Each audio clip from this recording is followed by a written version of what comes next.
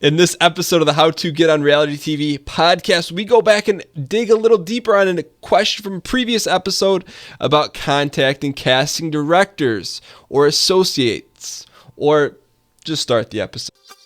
Welcome to the How to Get on Reality TV podcast with Dan Giesling, where I answer your reality TV casting questions once a week.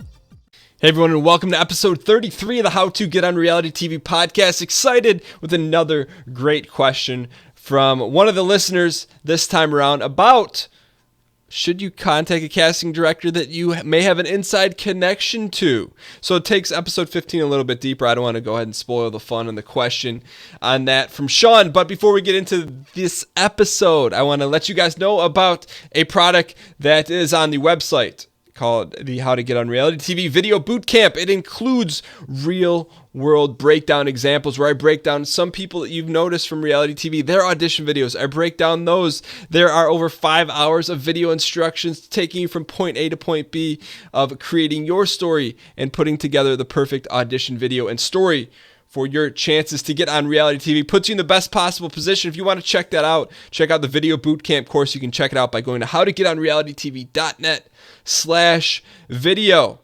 And if you're lucky, it also includes some step-by-step checklists. You can check everything out about the video course at howtogetonrealitytv.net/video. But that's a plug for today. Let's go ahead and listen to this week's question from Sean, who is pretty savvy. He puts a little curveball on a previous question. Let's go ahead and hear what Sean has to say. Hey Dan, Sean here. First, let me thank you for doing this podcast and putting all that great content on your site. It's been a huge asset for a regular guy like myself in presenting the best me in the casting process. So thank you. Secondly, let me say I'm a huge fan of your Big Brother gameplay. That was awesome. My question is a rehash of the episode 15 where you give advice on whether to contact a casting associate because you know them. And in this case, I don't know them, so it's a little bit of a twist. I have a mutual friend that went to college with that person and has offered to make contact for me to introduce or to ask a different way to submit the video. I know they don't know me, and who knows whether they're even on the show that I'm interested in at this point. But I'm wondering if I should go ahead and utilize that contact. Or should I wait until the casting process begins and I've submitted my video, maybe get a little further along in the casting application process, and maybe peripherally meet this casting person and then bring up the mutual friend that we have? Not sure if that would even help. Thanks, Dan. Appreciate it. Cheers. All right, Sean. So first off, thank you so much for the kind words, and thank you for listening to the show.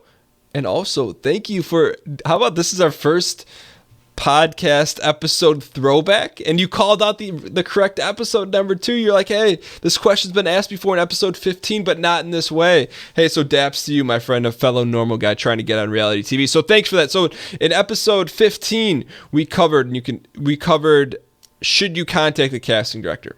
And we went through and broke down that question, whether or not you should. If you missed that, I encourage you to go back and listen to that by going to howtogetonrealitytv.net/episode 15. But in this question, Sean says, hey, you know what? I have an inside connection to a casting director. It's not someone that I've met.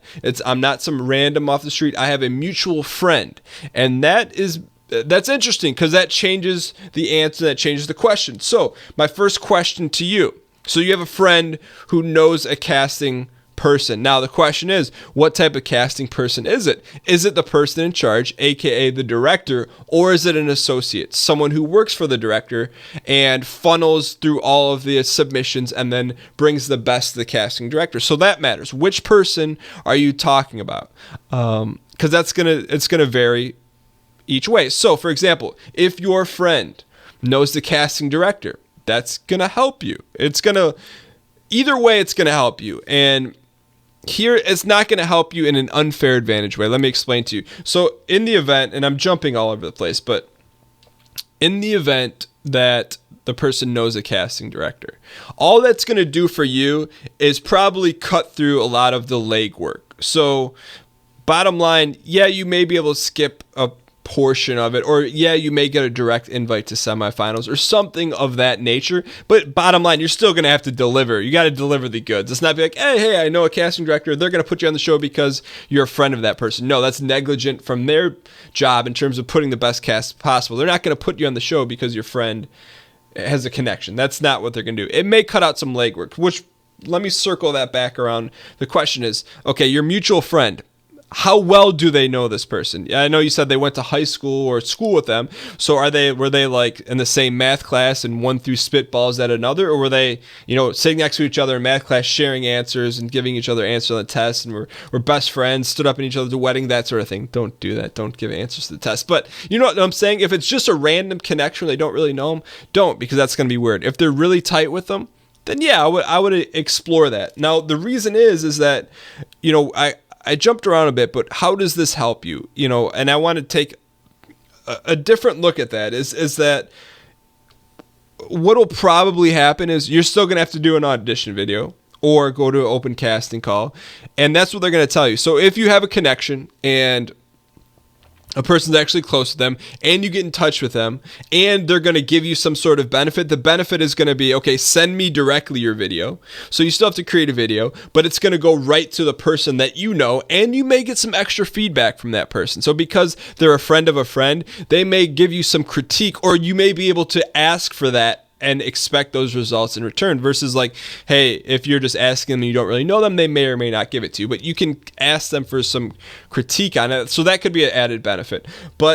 Or they may say, hey, just come to open casting call. Either way, you still have to do that. So the benefit for you is that you may go right directly to the source, and you may not have to go through an online submission and do that sort of thing. Chances are that's going to be your benefit from it. So should you do it? Yeah, of course. Explore it, see what happens. It's not going to hurt you. The second thing you asked is said, when should you do this? So say all those things are aligned, that yes, they know them well, they can put you in touch with them.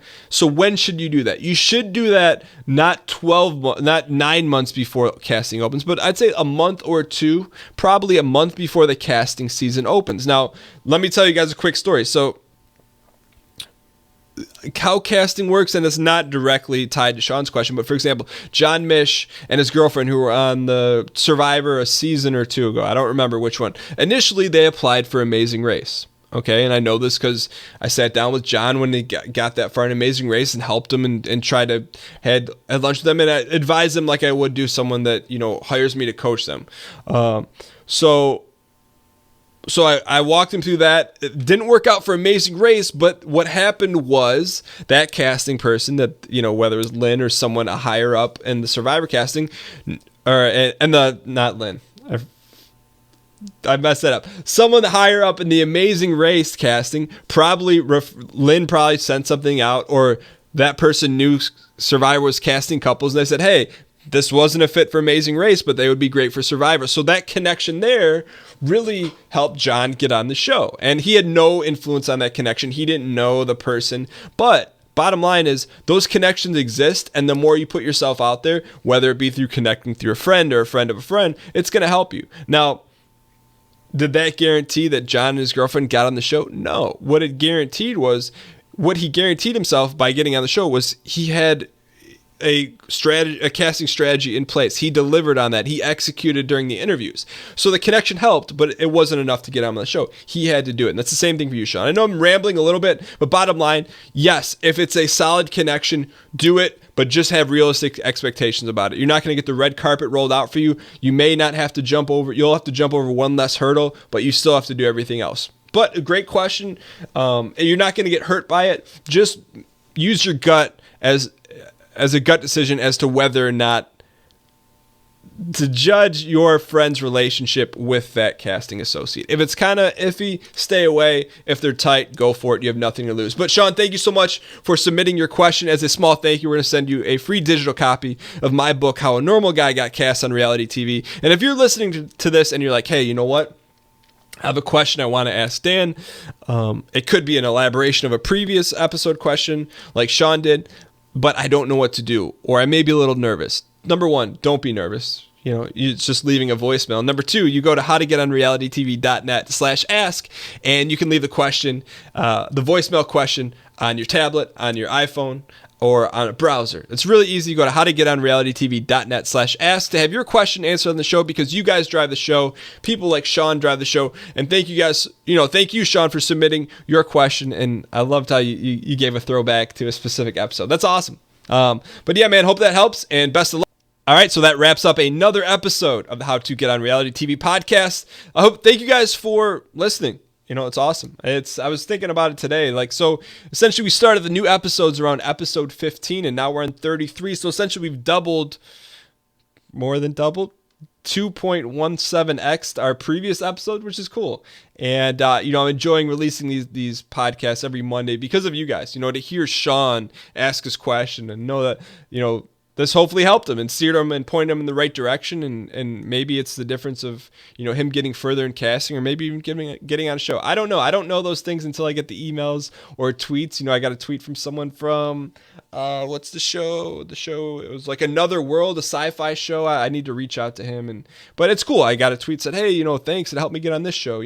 I think oftentimes because, I was on a CBS reality TV show, people think, hey, this advice only applies to Big Brother, Amazing Race, Survivor, and it doesn't. It helps across shows, across different networks and different styles of shows, because at the bottom line, the philosophy is sound. It just helps normal people get aligned with what TV is like, telling your own story. Anyways, I'm rambling. I got to do the plug. For those guys don't know, you can check out the How to Get on Reality TV video boot camp.